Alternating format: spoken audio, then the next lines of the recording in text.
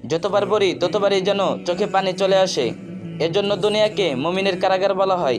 জান্নাতের সার্টিফিকেট প্রাপ্ত সাহাবী তালহা ইবনে উবাইদুল্লাহ রাদিয়াল্লাহু তাআলা আনহু প্রতিদিন নবীজির পিছনে ফজরের নামাজ পড়েন, কিন্তু নামাজ সালাম ফেরানোর সাথে সাথে তিনি মসজিদে না বসে তাড়াতাড়ি বাড়ি চলে যান। এভাবে কয়েকদিন চলার পর অন্যান্য সাহাবীরা এটা নিয়ে আলোচনা শুরু করলেন যে প্রতিদিন সালাম ফিরে তালহা চলে যান, অথচ নবীজি সাল্লাল্লাহু আলাইহি সাল্লাম ফজরের পর সূর্যোদয় না হওয়া পর্যন্ত মসজিদে বসে বয়ান করেন। অন্যান্য সব সাহাবীরাও রাসূলের কাছে বসে থাকেন। এক পর্যায়ে একথা নবীজির কানে পৌঁছালো। নবীজি সাহাবীদের বললেন, আগামীকাল ফজর নামাজ শেষে তালহা যেন আমার সাথে দেখা করে।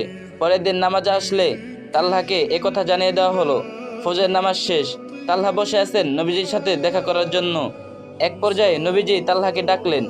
নবীজি অতি মোলায়েম কণ্ঠে তালহাকে বললেন, তালহা, আমি কি তোমাকে কোনো কষ্ট দিয়েছি? আমি কি তোমার কোনো হক নষ্ট করেছি? একথা শুনে তালহা কেঁদে ফেললেন এবং বললেন, হে আল্লাহর রাসূল সাল্লাল্লাহু আলাইহি সাল্লাম, আমার জীবনে আপনার জন্য উৎসর্গ হোক, আপনি আমার কোনো হক নষ্ট করেননি। নবীজি সাল্লাল্লাহু আলাইহি সাল্লাম বললেন, তাহলে তালহা, তুমি প্রতিদিন নামাজ শেষে আমার কাছে না বসে চলে যাও কেন? তালহা কেঁদে কেঁদে বললেন, রাসূলুল্লাহ সাল্লাল্লাহু আলাইহি সাল্লাম, আমার এবং আমার স্ত্রীর সদর ঢাকার জন্য একটি মাত্র জামা আছে, যেটা পরে আমি যখন নামাজ পড়ি আমার স্ত্রী তখন গুহায় থাকেন, স্ত্রী যখন নামাজ পড়েন আমি তখন গুহায় থাকি। এক্ষেত্রে ফজরের নামাজের সময় একটু অসুবিধা হয়ে যায়। ইয়া রাসূলুল্লাহ সাল্লাল্লাহু আলাইহি সাল্লাম, ফজরের নামাজের আসার সময় আমি আমার স্ত্রীকে এক গুহায় রেখে আসি। এমন অবস্থায় আমি যদি নামাজ শেষে এখানে বসে থাকি তাহলে আমার তো স্ত্রীর নামাজটা কাজা হয়ে যাবে। ইয়া রাসূলুল্লাহ সাল্লাল্লাহু আলাইহি সাল্লাম, এই জন্য আমি নামাজ শেষে দৌড়ে চলে যাই। তালহার কথা শুনে আল্লাহর রাসূল দরদর করে কাঁদছেন। নবীজির দাড়ি বেয়ে বেয়ে চোখের পানি পড়তেছে। সাথে সাথে নবীজি তালহাকে জানিয়ে দিলেন, তালহারে, নিশ্চয়ই তুমি জান্নাতে যাবে। আল্লাহু আকবার, সুবহানাল্লাহ।